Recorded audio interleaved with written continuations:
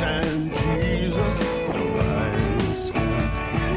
Moonshine Jesus, baby, alright. Moonshine Jesus, a surprising delight. Moonshine Jesus, won't you shine a light? Hello and welcome to the Moonshine Jesus Show. You are tuning into our Distilling the Gospel podcast, where Mark Sandlin and I take a first look at the gospel text for the week and try to figure out what in the world is worth preaching about. We've not done any research besides what we did in seminary because we don't believe in continuing education. No, I'm just kidding. Who's got time for that, man? Who's got time for continuing education? Twitter's so exciting. So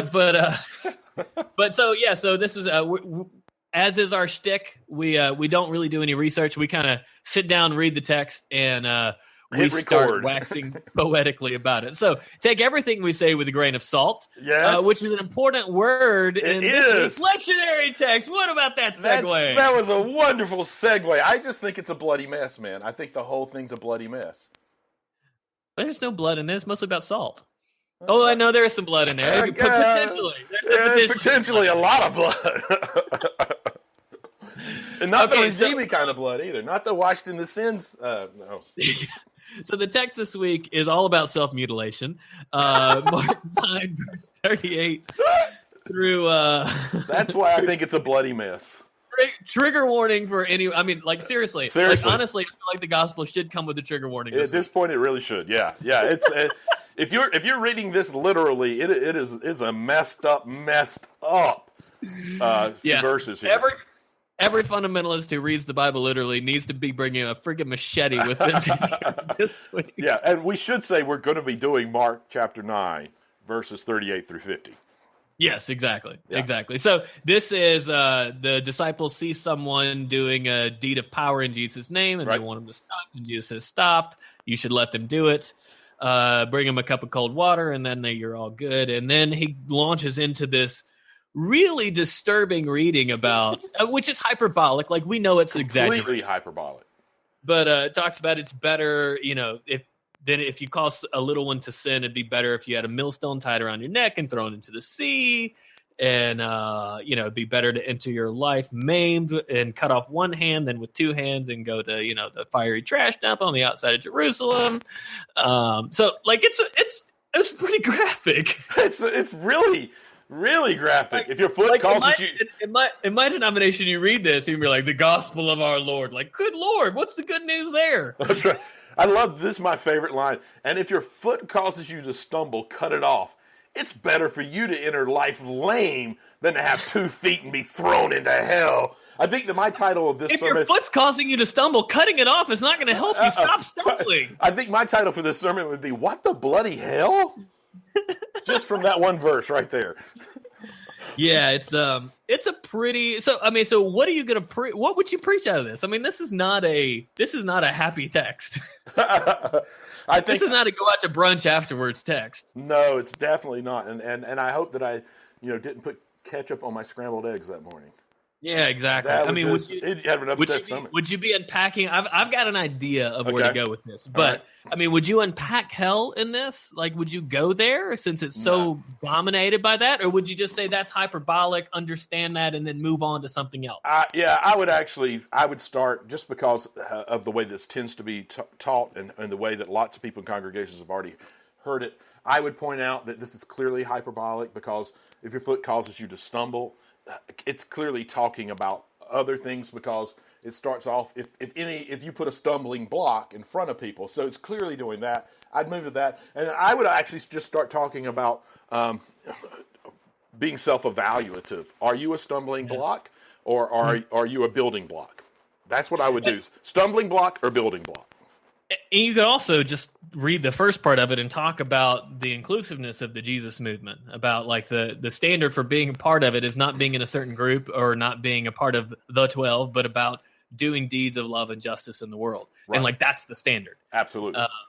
And so you can talk about and from that. within that, are you being a stumbling block in moving that forward, or are you being a building block in moving that forward? It's actually 3 years ago at Homecoming, a 50th anniversary Homecoming is the sermon I preached, and there were some people really mad that that's what I preached on Homecoming, because it was about the future. It was about moving forward and not being a stumbling block from the past, but being a building block for the future.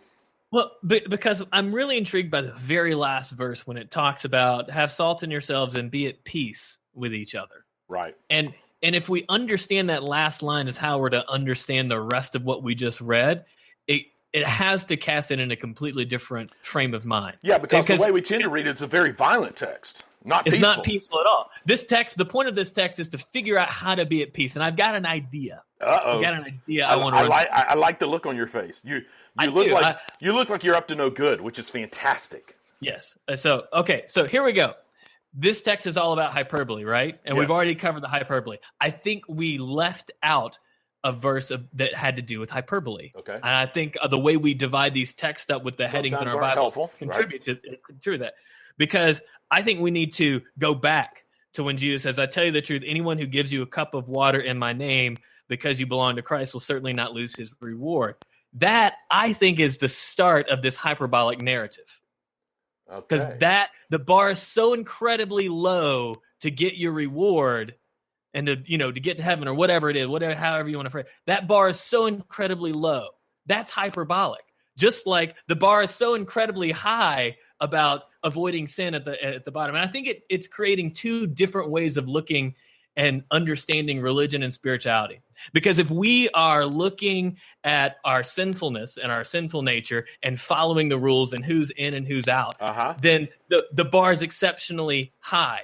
And we're going to spend our lives being unreasonably hard on ourselves. And we're going to hobble ourselves. We're going to wound ourselves, and we're going to beat the shit out of ourselves because we're not going to be perfect. All right. We're going to be so focused on that we're never going to get done any of the work that Jesus actually has for us. But if we shift and we can spend our lives being extraordinarily abundant and giving to one another, then that bar becomes so low and so liberative. Yeah. And so liberating. So the bar, if you live your life with generosity, is so low. But a bar, if you are looking for perfection out of religion or whatnot, the bar is incredibly high. So one is life-giving and one is very literally cutting off your life. Interesting. That's my idea. I think it's interesting. And as you were talking about it, I said, well, how far can we back up that idea? Because the line before that is whoever is not against us is for us. Exactly. So possibly, that type of... Absolutely. Yeah. So my kicker line, I thought of this in the shower, is a cup of cold water is enough to baptize the entire world with love. Interesting. I like that. No, I like that a lot.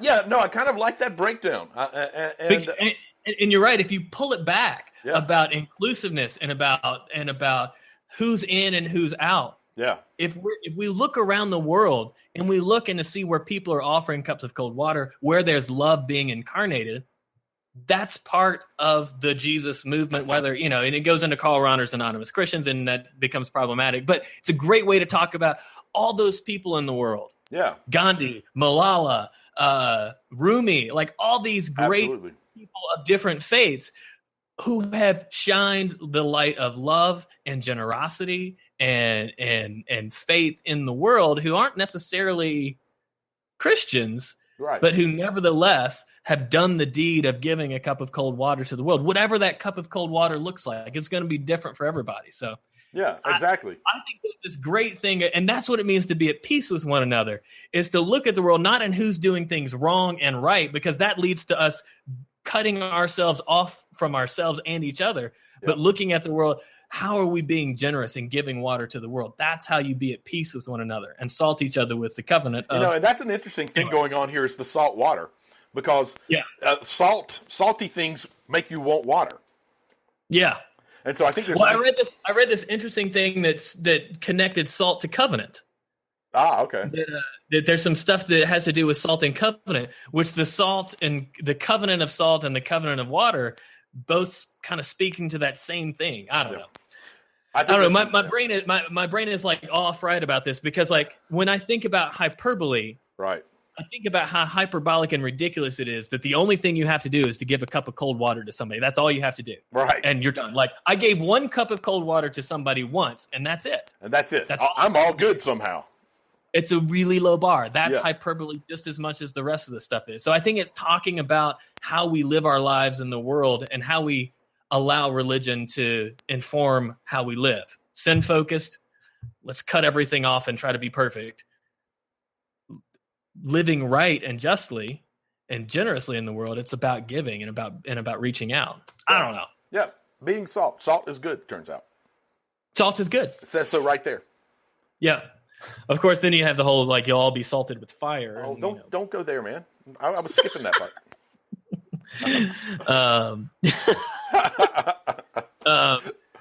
But yeah, so bring a machete and a cup of cold water and be like, which one do you choose? Yeah, just stand in the pulpit with a Which machete. way of religion do you choose here, guys? Yeah, Come on, a I'm going to machete. be a very clear thing. That would be a really, like, don't even call attention to them. Like, don't mention them. Like the whole Just put 'em sermon. That's a great idea. Just hold one in one hand, and throughout the sermon, have a pitcher with water and just pour it out and drink it throughout the sermon. Oh, that's actually no. That's a great idea to actually have those two Yeah. props. No, I'm and saying to have it.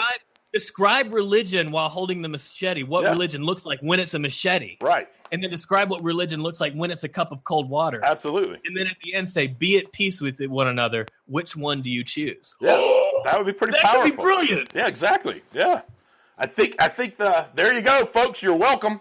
No, I'm kidding. I'm kidding. I'm not sure you can do that in every pulpit, but that would be interesting. A very good That place would to be go. So powerful. Quite It would bring powerful. it home more than any words you could say. Yeah, it really would. It really would, and there'd be something powerful about not actually like pointing to them and just holding them as you're talking Absolutely. about it, but not actually saying it's like a machete. Don't even exegete the text. Like, No. just talk about what I mean, you can even do it autobiographically for me, like what my life was like when I was focused on making sure I followed every rule, Right. making sure that I wasn't sinning at any time. and cutting out the bad stuff. Not Yeah, and then- chopping it off, but just cutting Yeah. it out and getting rid of it. Yeah. And holding the how- machete the whole time. And how small that created my life. Right. Yeah. And then talk about what it was like when I started giving Right. and living like that. And then while you're holding the The water, cup of and water then and at the pouring very it end, out pick them both up. because you get the whole audible with the water. Yeah. If you pour it out and let it just kind of hear the sounds of it. Yeah. It needs to be a glass pitcher with water and ice because you get that so nice clinking and pouring and the If you've got a nice baptismal font, you go right back to the baptismal absolutely, font. Pour it right in. absolutely, yeah. I think that redeems a text that's kind of nasty otherwise. It's a bloody mess otherwise. I like this. Yeah, I I'm love good with it. Visual I'm good with aids it. really bring it in. I'm totally going to do that. Yeah. All right. Well. Aren't you glad that we had this time together, David? You're ready for your sermon now. I am. You know what I may do? What? I may just press play on our podcast and just pantomime those voices. That's great. You could paint one side of your face one way, and then We both have black glasses and beards. Like it's almost the same, really, isn't it? Yeah. Yeah, it's a little generic. That's true enough. Anyway. All right, so we have again wasted some time of yours, but we have again had a blast doing it. We only hope you have as well. Oh, if only it could be true.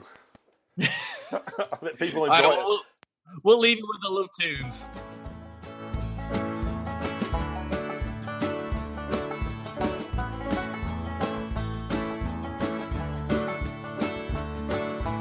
Moonshine and Jesus, there's gold in them hills. Keep 'em all happy, cure all their ills. Moonshine and Jesus, grapes on the vine. Moonshine and Jesus,